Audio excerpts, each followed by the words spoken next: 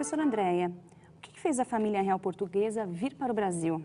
O que acontecia, na verdade, em Portugal e na Europa naquele momento? A vinda da família real para o Brasil, ou seja, um fato inédito na história da colonização moderna, um monarca sair da Europa e vir para o seu antigo domínio, sem dúvida a gente precisa entender todo um contexto, toda uma conjuntura que existe não só na Europa, mas em todo o mundo atlântico, se a gente puder, nesse momento. É claro que existiram causas mais imediatas que, digamos assim, que forçaram, né, a tomada da decisão pela saída da corte da Europa, mas existiram causas também anteriores, né, que estão ligadas à própria mudança de conjuntura mundial desde o fim do século XVIII, que acabam levando à ascensão de Napoleão Bonaparte, uma mudança geral, uma crise das antigas estruturas monárquicas na Europa e, do ponto de vista português, a própria necessidade da manutenção da legitimidade da monarquia. Ou seja, Napoleão era visto pelos portugueses, não à toa, como um continuador da Revolução Francesa e, portanto, era também, digamos assim, uma ameaça política efetiva do ponto de vista da guerra, mas também uma ameaça do ponto de vista ideológico à estrutura monárquica portuguesa, que ainda tinha moldes de uma monarquia de tipo absolutista. E o que especialmente vai ser uma causa efetiva para a tomada dessa decisão é que Napoleão Bonaparte entra na Espanha em 1807. A ideia de que o monarca viria para a América era uma das alternativas possíveis e a América era já, sobretudo o Rio de Janeiro, o porto mais importante do ponto de vista de volume econômico e estratégico político.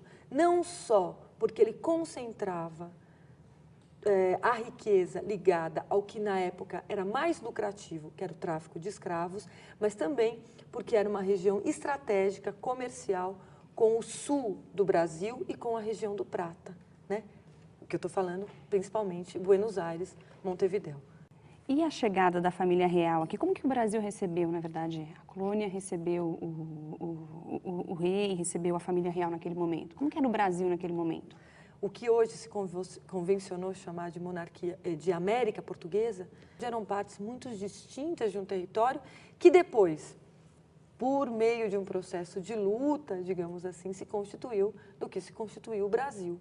A princípio, Rio de Janeiro, Grão-Pará, Maranhão, a capitania, digamos, do Ceará, tinham vínculos muito distintos entre si. O impacto da chegada da corte no Rio de Janeiro vai ser sentido de forma muito distinta. É claro que quando o monarca chega e ele chega primeiro na Bahia, querer que o rei fique ali, pela própria lógica de funcionamento de uma monarquia de tipo absolutista, aonde o rei é o centro de doação de privilégios, não é? Privilégios que são políticos e que são econômicos. Essa é a lógica desse sistema. É isso que a ruptura de paradigmas de fim do século XVIII, a ideia de cidadania, a ideia de modernização, de construção de um Estado nacional, de controle de Estado, de separação de funções, de separação entre o que é público e o que é privado, bate de frente com essa lógica de funcionamento. E do impacto muito diferenciado que a chegada da família real vai ocasionar, digamos assim, nesse território de domínio português, né, de vínculos de vassalagem com o monarca português. Se a gente pegar o exemplo que eu dei, o caso do Pará. No caso do Pará, a vinda da corte para o Rio de Janeiro, e veja, Portugal está em guerra, ainda que a guerra dure um tempo curto e depois vai funcionar uma regência sob a liderança de um general inglês em Portugal, o Pará vai sentir esse fato de forma drástica. Por quê? Belém do Pará não tem nenhuma ligação, nem terrestre, nem via marítima com o Rio de Janeiro. E praticamente 90% do que sai do Pará nessa época vai para Lisboa. Portanto, entrando Lisboa em guerra, no no Pará, isso cria uma situação de quase colapso da sua economia. O que vai ser muito diferente no caso do Rio de Janeiro e nas regiões que são adjacentes ao Rio, sobretudo no caso da capitania de Minas e da capitania de São Paulo. Porque a chegada da corte vai significar, no primeiro momento, a instalação do centro do Império Português na América. Isso significa que rotas comerciais, rotas políticas, rotas simbólicas passam a convergir para o Rio de Janeiro. Toda a lógica de privilégios, estar perto do monarca, ou seja, isso vai se centralizar aí. E, por outro lado, à medida em que cada vez mais chegam mais pessoas, você cria novas necessidades. Todo o desenvolvimento que nessa área vai existir em relação ao comércio de abastecimento. E nós, no Brasil, sempre tivemos uma ideia um pouco jocosa, né? De Dom João VI e sua família, como se Dom João VI fosse um panaca, fosse um bobão, e a mulher ardilosa, não é? A Carlota Joaquina. Isso faz parte um pouco do imaginário brasileiro, a construção depreciativa da monarquia, né? Que tem a ver um pouco com a nossa história republicana, sobretudo a história republicana paulista, que construiu essa imagem depreciativa da monarquia. Na verdade, isso é muito complicado, se a gente for pensar assim. Por quê? Os estadistas, aqueles que estavam, digamos assim, que faziam parte do staff da corte de Dom João, eles estavam profundamente antenados, e isso era uma necessidade, não só com os desdobramentos da política na Europa, como com os desdobramentos da política na América. Porque, veja, em 1807, o monarca espanhol, depois de uma série de acontecimentos, é colocado em cativeiro, digamos assim, por José Bonaparte, ele não governa mais. Um movimento que se inicia na Espanha, sobretudo a partir de 1810, contra a invasão francesa, que vai dar, digamos assim, na guerra civil, né, na guerra contra os franceses, isso tem uma repercussão direta nos seus domínios americanos, né? E vai ser, sobretudo, a partir de 1810, onde você já observa em várias localidades na América, Buenos Aires, Caracas, Bogotá, Cidade do México, movimentos em nome da soberania do monarca que está em cativeiro. Movimentos que têm em si uma questão comum, a autonomia dos seus grupos locais pelo governo dessas regiões. A necessidade que Dom João e seus estadistas têm de conhecerem o que se passa na América é fundamental, né? Daí, um dos veículos onde isso acontece efetivamente é na imprensa.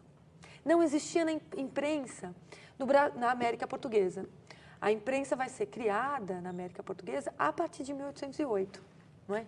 E não só a imprensa régia vai ser criada no Rio de Janeiro a partir de 1808, e ela vai ter uma censura sobre o que circulava, mas também a chegada de notícias que vêm de outras localidades, né? A gente costuma pensar, mas nesse mundo as coisas demoravam 2 meses, às vezes as notícias demoravam mais, dependendo de onde elas vinham, mas era o ritmo das notícias. E era o ritmo, e era uma necessidade saber o que acontecia na França, o que acontecia no vizinho Buenos Aires, que a partir de 1810 entra num processo revolucionário, não é? Ainda que não seja a independência da Argentina, porque isso, e nem a Argentina, porque da mesma forma como o Brasil, a Argentina não estava constituída, mas se no resto da América, por causa dessa conjuntura, você observa movimentos, né, em nome da soberania monárquica, em nome da soberania de Dom Fernando VII, que está em cativeiro, em nome, digamos assim, de autonomia das regiões, a América Portuguesa mantém ainda, durante esse período, o funcionamento de uma monarquia tradicional. O que Dom João mais teme a partir de 1808, a entrada de qualquer tipo de temor revolucionário, né? Ou seja, essa é daí o controle, a tentativa de controle com a censura régia, a tentativa de controle, a entrada de estrangeiros, desde 1808 os franceses são controlados no Rio de Janeiro, e a partir de 1810 os espanhóis, principalmente os espanhóis vindos do Rio da Prata. Por quê? Eles traziam consigo experiência muito contemporânea, vizinha, muito distinta do que se passava efetivamente no Rio de Janeiro. Quando Napoleão Bonaparte é vencido a partir de 1814, enfim, ele já é derrotado e você tem a restauração monárquica na Europa, Dom João não só não volta, como ele eleva o Brasil à condição de reino, né? Porque o Brasil era o vice-reino do Brasil, e era o reino de Portugal e Algarves e o vice-reino do Brasil. O que isso significa? Significa que o monarca não só ia ficar, como ele estava instalado no Rio de Janeiro e tinha criado uma área de integração, uma dinâmica regional para a qual é interessante a permanência do monarca no Brasil, não é? Isso vai estar ligado, sobretudo, uma questão que eu acho que é importante a gente destacar, que é muito pouco falada, aos traficantes de escravos. Eu já mencionei que o comércio mais lucrativo que existia, até porque era o comércio de maior risco na América, era o tráfico de escravos. Por que ele era lucrativo? Porque o escravo valia muito, né? E porque para ir de uma costa a outra, só gente com maior possibilidade de cabedal e de investimento podia fazer, não é? É isso que fazia com que o escravo chegasse aqui e ele fosse um bem bastante lucro, não é? E vão ser os traficantes de escravos, sobretudo sediados no Rio de Janeiro, que capitaneiam, sim, e que vão ganhar, sim, com a elevação do Brasil a reino. Só um exemplo que eu acho que é bastante contundente é que quando Dom João chega no Rio de Janeiro, um dos maiores comerciantes de escravos, talvez o maior na América, doa para o monarca a sua quinta, a sua fazenda, que era a melhor fazenda que existia na região. Hoje, quem quiser conhecer no Rio de Janeiro, ela era na área ali do Maracanã, né? Na época a Fazenda Quinta da Boa Vista, que é doada. Em troca, claro, esse negociante vai ocupar alguns cargos depois na Junta de Comércio, que é instalada no Rio de Janeiro. Enfim, era o que eu estava dizendo anteriormente. São privilégios, né? A doação é um ato de... doar ao rei significa, enfim, almejar por privilégios, né? E não à toa, pós-1808, o volume de escravo em números que entram no Brasil, ele cresce muito e nunca mais volta a índices menores que 1808. Você tem um crescimento muito alto do número de entradas de africanos, de cativos africanos no Brasil. Isso é muito pouco comentado, mas eu ousaria dizer que, na verdade, mais do que a independência manteve a escravidão, acho que Dom João também foi bastante responsável por toda por toda essa política pelo incentivo à manutenção da escravidão, sem dúvida. Professora, e como que Dom João via os indígenas naquele momento? Isso tem uma questão bastante interessante, também pouco comentada, não é?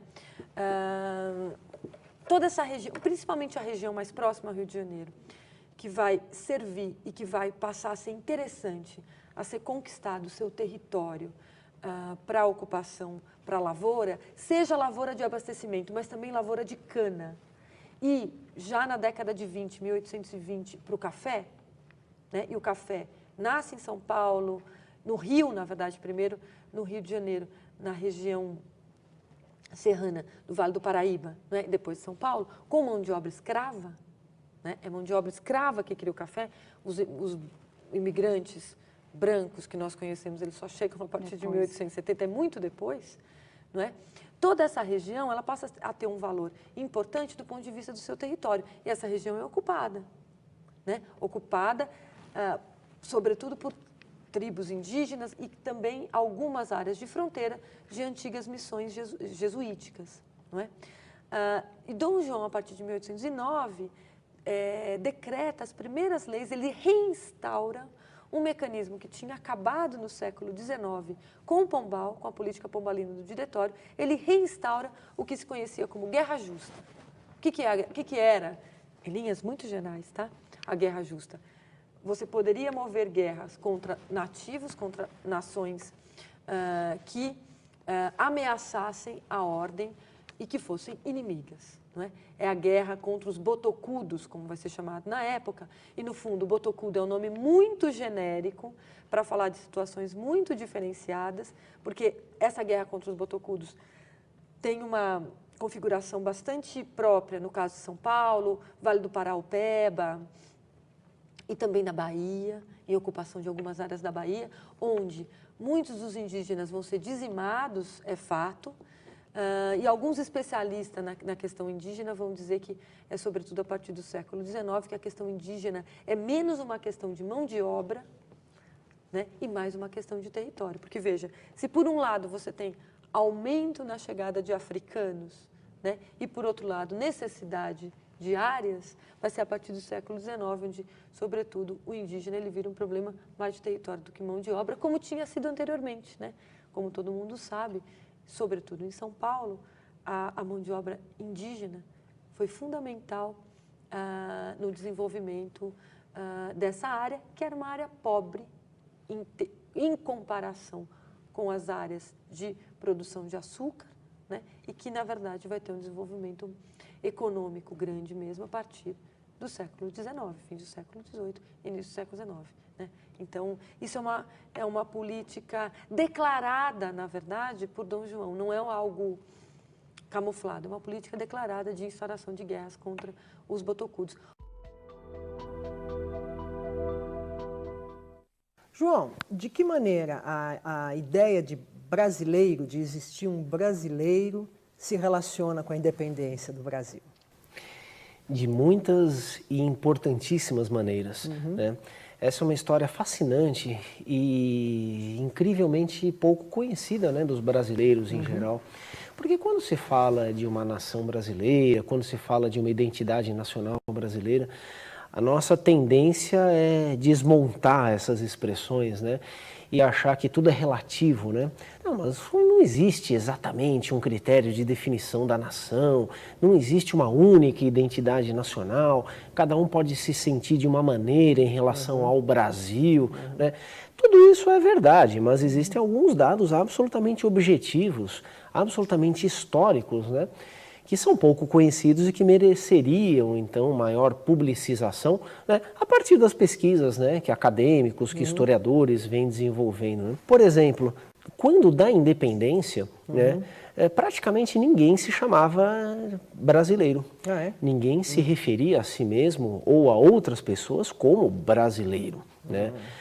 Existia uma nação, né, e uma identidade nacional que eram portugueses. Né? Então, as pessoas que fizeram a independência do Brasil, elas se viam como portuguesas e elas se reconheciam umas às outras na mesma condição. Né? Havia uma nação portuguesa. Por que havia uma nação portuguesa e não uma nação brasileira?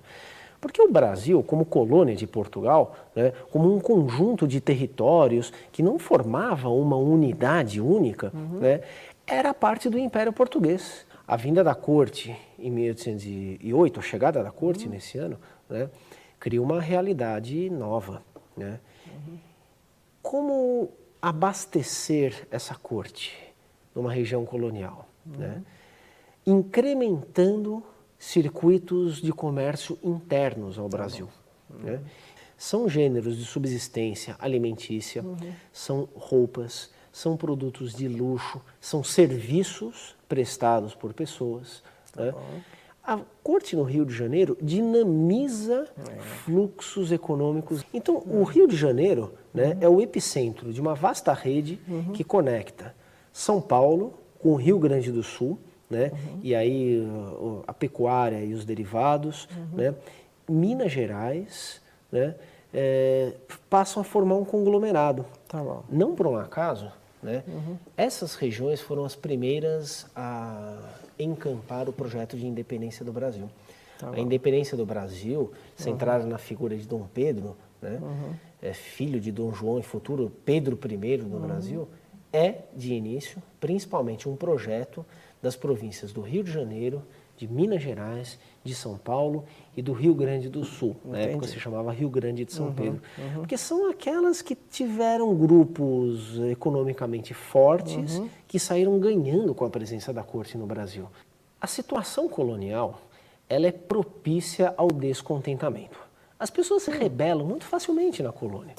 Por quê? Porque tem crise de abastecimento, porque a economia agrícola e subsistência é frágil, né? Porque tem muita invasão estrangeira, porque tem, enfim, guerras com populações nativas, porque tem conflito em torno do controle da mão de obra, tem regiões que têm mão de obra assegurada com tráfico negreiro, tem regiões que não, lançam-se então ao apresamento de indígenas. Caso notório de São Paulo, parte da Amazônia, tem atraso de salário, né? As autoridades metropolitanas estão longe demais. A situação colonial é propícia ao descontentamento e à eclosão de revoltas. Mas essas revoltas, elas nunca passam de um limite muito bem estabelecido. São revoltas contra a situação específica, contra o momento, contra um mau funcionário, contra um corrupto, mas nunca contra o rei. Tá bom. Portanto, nunca são revoluções. Quer dizer, não são alterações, propostas de alteração radical da ordem, mas sim de conserto das coisas. Bom, isso começa a mudar no século XVIII. Né? A Inconfidência Mineira, que não chegou a acontecer, foi apenas tramada e descoberta antes de se tornar um movimento público, né? Em 1788 e 1789. É uma rebelião tradicional dessas aí. Tá Né? bom. É uma rebelião contra o aumento de impostos, contra a cobrança abrupta, né, de impostos atrasados. Isso acontecia sempre. Mas ela tem uma novidade. Né? Ela tem alguns conteúdos políticos novos. Alguns. Por exemplo, eles falavam numa república. Claro que falavam numa república. É um conteúdo norte-americano. A independência dos Estados Unidos tinha acontecido e já tinha espraiado algum paradigma de ação. Era uma república de Minas Gerais que eles falavam, e não uma república do Brasil. Pois é. Portanto, eles não queriam a independência do Brasil. Portanto, Tiradentes não é um prócer, não é um herói pioneiro da independência do Brasil. Né? Ele participou de um movimento tipicamente colonial, mas que tinha alguns conteúdos novos. Isso aconteceu na Bahia, 10 anos depois. Né? E aí já com conteúdos mais novos ainda, porque já tinha acontecido a Revolução Francesa. As coisas vão se acumulando. Né? Quando a corte vem para cá, tem gente que sai ganhando, tem gente que sai perdendo. Né? Uma capitania que se deu muito mal com a vinda da corte, Pernambuco. Né? Tinha comunicação direta com Portugal, não ganha nada, né? Pagando impostos para o Rio de Janeiro. É praticamente impossível no começo do século XIX você fazer o trajeto Pernambuco-Rio de Janeiro por terra, a navegação de cabotagem não permite. Enfim, uma revolução ocorre em Pernambuco em 1817. É uma revolução contra o governo do Rio de Janeiro. Ora, o que acontece? Lembra da politização dos espaços públicos, do acúmulo de exemplos? É a mais radical de todas essas. Tem gente de tudo quanto é tipo social, estão falando em república, tem inspiração da Revolução Francesa, tem tratamentos republicanos, e não apenas uma retórica que nem era lá atrás, na Inconfidência Mineira. Só que ela perde, né? Ela é perdedora, essa Revolução Pernambucana. Mas então, ela quer a independência de Pernambuco ou ela quer a independência do Brasil? Já tem um sentido de brasileiro aí. Quer de Pernambuco, formando um conglomerado com outras partes próximas a Pernambuco, sem que os seus revolucionários tivessem uma clareza exatamente de qual seria a territorialidade da República Pernambucana. Mas não é a independência do Brasil.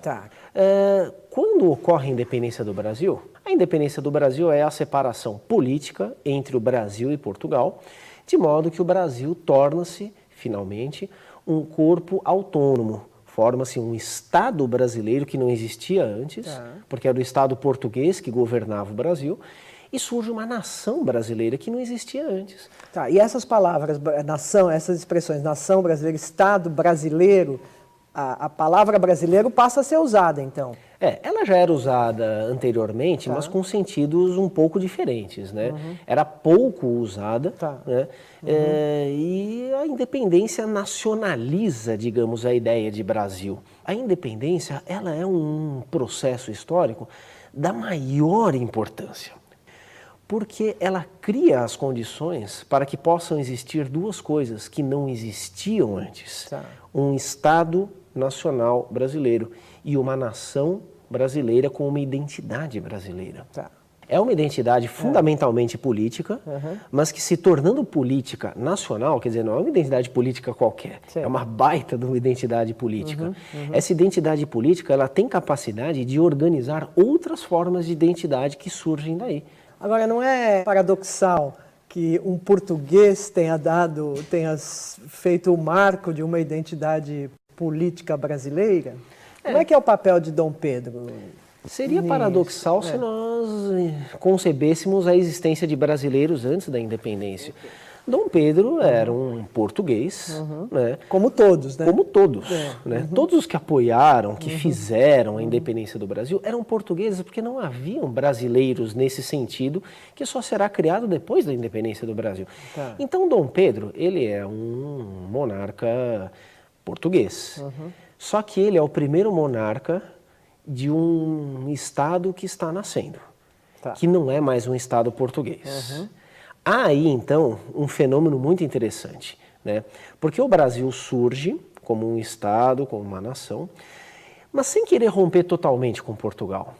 Fazia parte do rol de justificativas, de atribuição de legitimidade a esse Brasil que estava nascendo, ser diferente de Portugal, mas ser uma espécie de filho de Portugal. Porque o Brasil que nasce no século XIX, o nosso Brasil, são escravistas, né? São elitistas em muitos sentidos. O Brasil que nascia no século XIX quer ser filho da Europa. Ele não quer ser filho da África, filho da própria América, né? Pelo contrário, há uma operação intelectual, há um conjunto de práticas que contribuem para criar uma ideia de que o Brasil só pode surgir porque Portugal preparou o Brasil. E que o Brasil só podia ser uma grande nação porque era uma nação branca, porque era uma nação europeia, ou de ascendência europeia, né, porque era uma nação civilizada. Né? Então você veja que a posição de Dom Pedro, como sendo o primeiro monarca brasileiro, mas sendo também português, ela é coerente com essas tentativas de criar uma ideia específica de Brasil que surge lá no século XIX. Então, e esse processo, quer dizer, as nações que também estão se tornando independentes das colônias, as outras da América, ou da América do Sul, da América Latina, passam por processos semelhantes a esse ou diferente? O Brasil essa é uma questão clássica e também super importante, porque afinal de contas não existe um fenômeno histórico que se repita igualzinho em outro lugar. Né? Cada acontecimento, cada processo, cada fenômeno é único. Não existe repetição exatamente igual da história. Então a independência do Brasil, ela é única, mas a independência do México também é única. A independência do Paraguai, do Chile, do Peru também são únicas, né? Dos Estados Unidos e todas as outras. Então, mas não teve o filho do monarca espanhol fazendo a independência da Bolívia, digamos. É verdade, é verdade. Então aí vejam que as diferenças, elas contam histórias. Né? E as diferenças do Brasil em relação aos outros casos conta histórias não só do Brasil, mas dos outros casos também. Então o Brasil ele foi único, dentre outras coisas, né? Porque nós tivemos aqui a manutenção da mesma família que reinava na metrópole. Né? É uma família, quer dizer, são os Bragança, né? O filho do rei de Portugal torna-se o imperador do Brasil. Esse é um acontecimento único. Porém, não nos esqueçamos, né?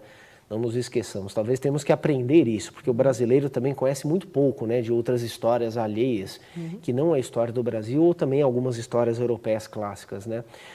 Então veja que o Brasil sendo diferente, e um caso sendo diferente do outro, ele não é uma aberração. Ele é um processo específico, assim como todos os outros processos são específicos. O que não nos autoriza, Mônica, esse é um ponto que deve ser destacado, o que não nos autoriza a considerar, então, que o Brasil foi a única história diferente. Tá. Né? Que todas as outras histórias foram comuns, essas das independências da América, de colonização ibérica, e só o Brasil foi uma espécie de aberração. Nas suas diferenças, né, nas suas coisas próprias, todos esses processos dialogam. Né?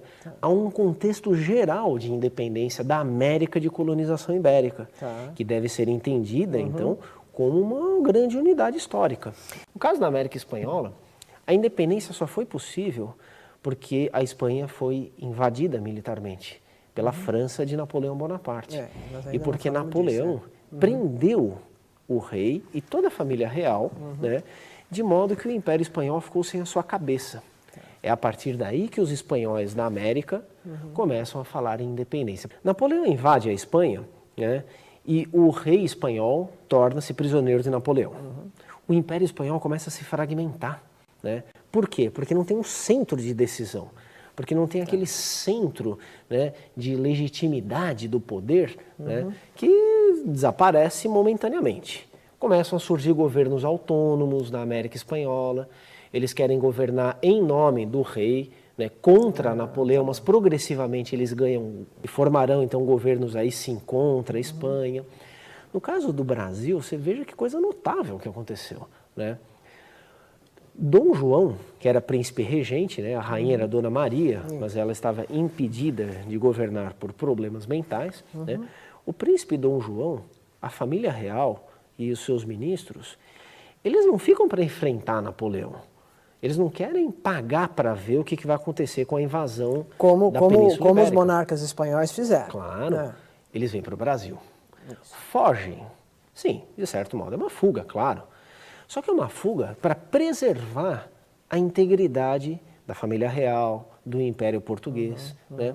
Então, quando a corte portuguesa vai para o Rio de Janeiro, né, sai de Lisboa em novembro de 1807 e começa então a chegar ao Brasil entre janeiro e março de 1808, a corte estando no Brasil, né, o Brasil não começa a se fragmentar na mesma medida que a América Espanhola estava se fragmentando. Porque a América Espanhola não tinha rei. Né? O Brasil tinha. E o rei, inclusive, no caso era um príncipe regente, ele estava no próprio território do Brasil. Pelo menos num primeiro momento. A curto prazo, então, a transferência da corte foi um sucesso estrondoso. Né? Conseguiu manter a unidade. Né? O que acontece? É uma manutenção de curto prazo. Porque a conjuntura mundial é favorável a movimentos revolucionários de independência. Então, a independência do Brasil, ela começa a surgir, né, como uma alternativa de um ponto de partida que é muito diferente desses outros anteriores aos quais você se referiu. Então, o fato de ter começado de um jeito diferente em relação aos Estados Unidos e à América Espanhola explica em boa medida essas diferenças de resultados. Mas, repito, são diferenças importantes, significativas, mas isso não significa que um processo esteja completamente afastado do outro. Eles estão dialogando. Na própria época, as pessoas que viviam as independências, elas pensavam assim, elas sabiam disso. Olha, o que está acontecendo na América Espanhola, vamos tentar fazer diferente aqui no Brasil. Lembra o que aconteceu nos Estados Unidos? Né? Lembra o que aconteceu no Haiti, para se inspirar, para fazer diferente, né? Porque afinal de contas, quando o Brasil se faz independente, olha quantas independências já tinha por detrás. Tinha Estados Unidos, tinha Haiti, tinha quase toda a América Espanhola. Então as pessoas que fizeram a independência do Brasil, elas puderam aprender com os exemplos da história. Né? Mas aprender de que maneira? Cada um aprende de uma maneira. Né? Tinha gente que queria imitar um, tinha gente que queria imitar o outro, tinha gente que não queria imitar nenhum, que queria evitar todos os excessos que foram cometidos anteriormente. Então, a independência do Brasil, em última instância, ela é produto de um aprendizado coletivo com a história recente de outros movimentos de independência. Então, agora, no início do século XIX, como é que era esse aprendizado? Como é que circulava essa informação? Quer dizer, como é que as pessoas ficavam sabendo? Como é que os brasileiros, ou enfim, os portugueses no Brasil... do Brasil, exatamente. Como é que os portugueses no Brasil acompanhavam o que estava acontecendo no Haiti, o que aconteceu nos Estados Unidos e nas colônias espanholas? Como é que é a informação? A imprensa, ela foi criada... Não tinha imprensa no Brasil, não é tinha. isso? Ela foi criada oficialmente com a vinda da corte portuguesa em 1808. Nosso primeiro jornal chama-se Gazeta do Rio de Janeiro. Era um jornal oficial da corte portuguesa do Rio de Janeiro. Tá. Né? Na mesma época, tinha um outro jornal muito importante, publicado em Londres por um português, em português, e tratando de coisas do mundo, mas preferencialmente de coisas do Império Português. Tá bom. E dentro do Império Português, especialmente das coisas do Brasil. Tá. Chamava-se Correio Brasiliense. Né? Hipólito da Costa. Hipólito da Costa, um sujeito formidável, né? De uma capacidade de elaboração incrível. Né? Era, digamos, um jornalista de altíssimo nível. Tá bom. Né? Isso circulava na Inglaterra, era editado na Inglaterra e circulava em outras partes. Então, tinha ele Gazeta do tinha, Rio de Janeiro. por estar na Europa, ele tinha um acesso à informação grande. Se nós lermos o Correio Brasiliense hoje, tem uma edição moderna da imprensa oficial do Estado, né? 29 volumes, se não estou enganado. Ele fazia um volume por mês, né? Editou de 1808 a 1822, né? 29 grossos volumes, né? E muito mais números, né? Se nós lermos o Correio Brasiliense, Mônica, é uma coisa impressionante. Você né? leu? Eu li. Né? A gente está acompanhando o desenrolar da política do mundo ocidental da época. Que né? legal. Noticiava de tudo, né? Trazia documentos, né? Testemunhos, e ele comentava as coisas que ele publicava. E ainda tinha um espaço lá para fazer crítica de literatura, de livros que eram publicados, resenhas que ele pegava de outros jornais europeus. Então o Correio Brasiliense é um manancial de informações dessa época que teve um papel muito importante. Tá. Né?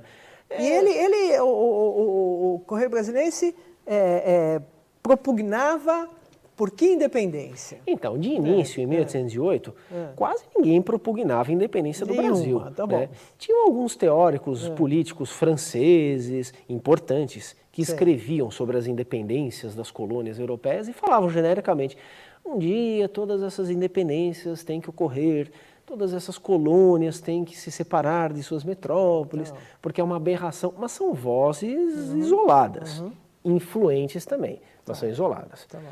A maioria das pessoas que parava para pensar em política, porque também não era todo mundo, obviamente, não achemos que o Brasil do século XIX era mais politizado do que o Brasil de hoje. Né? A imensa maioria das pessoas, então, que pensava em política não estava pensando em independência. Não estava. Tá. Porém, cada vez mais as pessoas estão discutindo política no Brasil do século XIX. Desses momentos imediatamente posteriores à vinda da corte. Tá bom. Há uma politização da cena pública. Cada vez mais as pessoas estão tratando de política. Cada vez mais as pessoas estão se informando sobre política. Tem muito analfabeto? A imensa maioria é analfabeto. Mas a informação não precisa necessariamente que todos leiam a informação. A informação é transmitida oralmente. Essa é uma sociedade muito oral. Né? Então essa politização da cena pública no Brasil com a vinda da corte, né, ela explica, né, em boa medida, a possibilidade de se pensar algo como a independência do Brasil. A independência do Brasil começa a ser vislumbrada como uma possibilidade, dentre várias, inclusive por gente que seria contra a independência. Né? Professor, que características havia na sociedade que estava instalada no Brasil no pré-independência? Então, essa é uma sociedade muito desigual. Porém, como era costume nas sociedades europeias da época, né, e também nessas sociedades que foram criadas a partir das sociedades europeias nas colônias, né, a desigualdade da sociedade, ela é normal. Ela é encarada explicitamente como o estado desejável das coisas. É uma sociedade de tipo estamental, isto é, a desigualdade dessa sociedade, ela é legitimada, né? Não só pelas leis, pelos códigos, mas também e sobretudo pela prática cotidiana, né? A sociedade ela é pensada como então um desígnio divino, né? como uma ordem natural que tem a sua origem em Deus. Então, nessa politização da sociedade brasileira, da sociedade a partir da chegada de Dom João, não significa uma discussão sobre a desigualdade. Então, porém, essa politização, ela se faz com base em conteúdos que são muito inovadores. Por exemplo, conteúdos da Revolução Francesa. A Revolução Francesa, de 1789 em diante, desferiu um poderosíssimo golpe à ideia desse tipo de sociedade. A sociedade estamental foi duramente criticada e foi mesmo espancada pelos revolucionários franceses, né? Mas os franceses falavam, então, uma nova forma de se organizar a sociedade. A igualdade tem um lugar, né? E os privilégios de poucos, isto é, da nobreza, dos corpos sociais mais altos, devem ser destruídos, né? Bom, se isso deu certo ou não na França, de que modo, é uma outra discussão. Mas depois da Revolução Francesa, depois da Revolução de Independência do Haiti, né, esses são conteúdos inescapáveis. Da política local, vamos dizer. Claro, as pessoas que se interessam pela política em escala local, mas conectados então com essa política de escala mundial, ou pelo menos de escala ocidental, que está circulando por aí, né, não podem ignorar essa grande inovação. Né? Podem ser contra, podem matizar, isto é, serem contra algumas coisas, a favor de outras, mas esses já são conteúdos que entram nessa cena pública. Então o Brasil, né, aprende a fazer uma revolução de independência que não seja tão radical quanto a francesa, muito menos radical do que a do Haiti, né, e que possa, por exemplo, preservar a escravidão. Então, voltando a um pedacinho, né, eu disse, a sociedade do Brasil ela é desigual, né, mas ela tem um componente próprio, que a diferencia das sociedades europeias e de quase todas as outras sociedades coloniais, que ela é uma sociedade escravista. Né? Não é apenas uma sociedade que tem escravos, mas é uma sociedade que tem tanto escravo que a presença desse regime é capaz de influenciar praticamente tudo na vida social. Né? Valores, formas de pensar, formas de comportamento, práticas cotidianas. Tudo nessa sociedade do Brasil, que é uma sociedade portuguesa na América, de vésperas da independência, de alguma forma passa pela escravidão. Então a independência, ela também se explica por essa sociedade. Né? Ela modifica a estrutura social, mas ela mantém a escravidão, né? E mantém também algumas posições. O que eu quero dizer? Né? Não são mais corpos de estamentos. Não é mais uma sociedade naturalmente desenhada por Deus para ser dessa forma. É uma sociedade com constituição, é uma sociedade com códigos legais, é uma sociedade com parlamento. Né?